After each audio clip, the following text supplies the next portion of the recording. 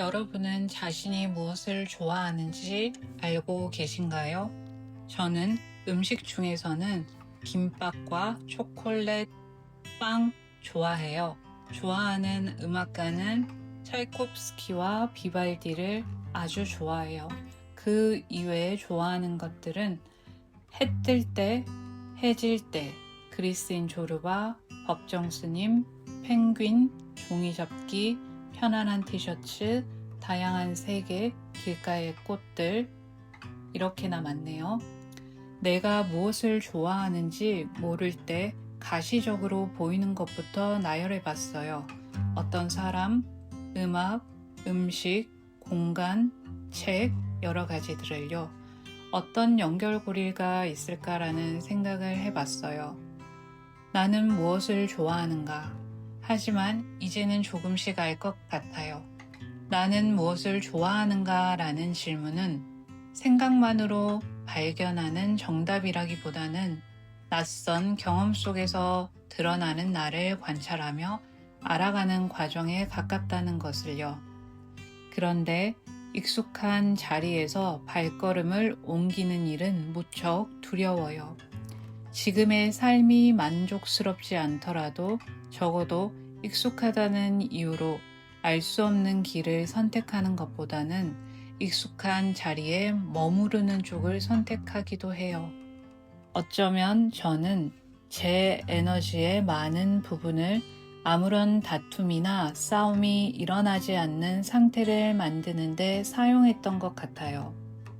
누군가 불편하지 않도록 살피고 관계가 깨지지 않도록 하고 문제가 될 수 있는 선택은 미리 피하려고만 했어요.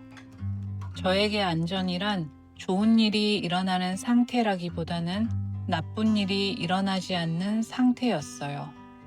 그렇게 살아가면 당장의 다툼은 줄어들고 삶은 안정적이고 고요해질 수 있을지도 모른다는 생각을 했었어요. 하지만 그 고요를 유지하고자 하는데 모든 힘을 다 사용하고 나면 나는 무엇을 원하는지, 나는 어디로 가고 싶은지, 내 삶을 어떻게 바꾸고 싶은지에 대한 질문을 향해 움직일 힘은 남아있지 않았어요.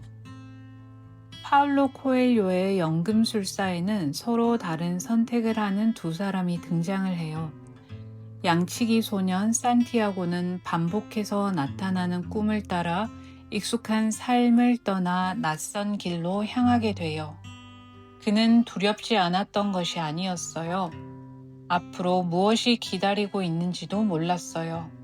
여행 중에 돈을 잃고 낯선 곳에서 일을 하고 산티아고는 자신에게 어떤 일이 일어날지는 선택하지 못했어요. 하지만 그 일이 일어난 뒤 어디로 향할 것인지는 스스로 선택했어요. 반면 크리스털 그릇 가게의 주인에게도 현실의 삶에서 벗어나고 싶은 꿈이 있었어요. 하지만 그는 꿈이 이루어진 뒤 자신의 삶이 달라지게 될 것을 미리 걱정하고 두려워했어요. 꿈이 없는 사람이 아니라 꿈을 간직한 채 안정된 현실에 머무르는 것을 선택했죠. 두 사람의 차이는 두려움이 있느냐 없느냐가 아니었어요. 두려움을 안고도 움직였느냐, 그리고 두려움에게 자신의 선택권을 내줬느냐의 차이였어요. 바가바드 기타 2장 47절은 우리에게는 행위를 선택할 권리가 있지만 그 결과까지는 완전히 지배할 수 없다고 말을 해요. 삶에는 내가 결정할 수 없는 일들이 있어요.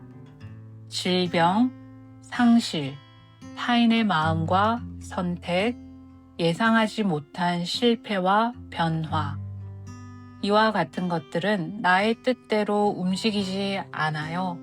하지만 요가 철학이 묻는 것은 삶의 모든 변수를 어떻게 없앨 것인가가 아니라 그 변수 앞에서 나는 무엇을 선택할 것인가 라고 말을 해요.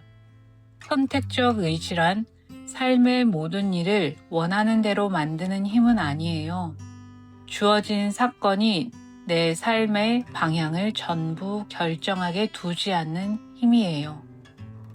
우리는 때때로 아직 선택하지 않았어요 라고 말을 해요.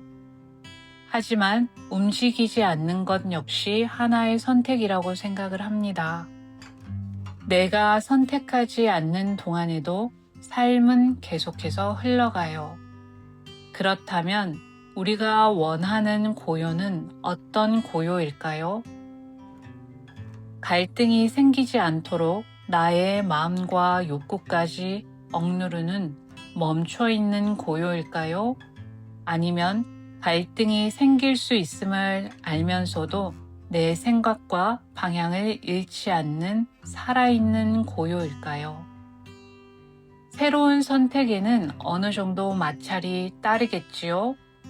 내가 전에 하지 않았던 말을 하면 누군가는 낯설어 할 수 있고, 내가 경계를 세우면 누군가는 불편해할 수 있으며, 내가 새로운 방향으로 움직이면 기존의 관계와 질서도 달라질 수 있을 거예요. 그렇다고 해서 우리가 평온을 포기하고 싸우며 살아야 한다는 의미는 아닙니다. 우리에게 필요한 것은 어쩌면 싸우지 않으면서도 움직이는 법, 관계를 존중하면서도 나를 잃지 않는 법, 고요함을 지키기 위해 나 자신을 포기하지 않는 법인지도 모르겠어요. 나를 알기 위해 반드시 산티아고처럼 먼 곳으로 떠날 필요는 없다고도 생각해요. 그러나 익숙한 나를 벗어나는 작은 경험은 필요할 것 같아요. 평소라면 참았을 말을 차분하게 해보는 것, 늘 다른 사람의 선택을 따랐다면 이번에는 내가 원하는 것을 말해보는 것, 잘할 수 있는 일만 반복해 왔다면 조금 서툰 일을 시도해보는 것, 그리고 그 경험 뒤에 자신에게 물어보는 것. 나는 이 경험 앞에서 내가 어떻게 반응했는가? 그 반응은 나의 진심이었는가? 아니면 오래된 습관과 두려움이었는가? 경험은 나를 드러내고 성찰은 드러난 나를 이해하는 데 도움이 돼요. 저는 이제 아무 일도 일어나지 않도록 하는데 모든 에너지를 사용하기보다 어떤 일이 일어나더라도 다시 선택하고 대응할 수 있는 사람이 되는데 그 힘을 사용해 보려 해요. 어쩌면 참 다행이라 생각하는 부분이 있어요. 우리의 삶은 유한하다는 것.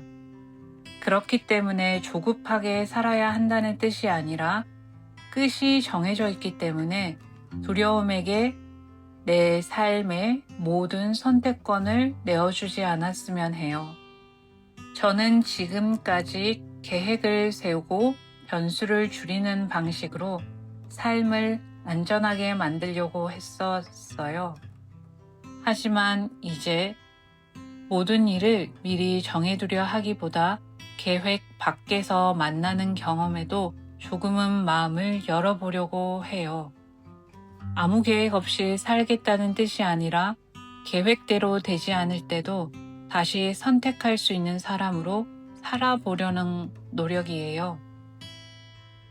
여러분은 지금 익숙하기 때문에 머물렀던 것들이 있나요? 그리고 두렵더라도 자신의 삶을 조금 더 살아보기 위해서 어떤 작은 선택을 해보고 싶으신가요? 여러분의 이야기도 궁금해요. 감사합니다.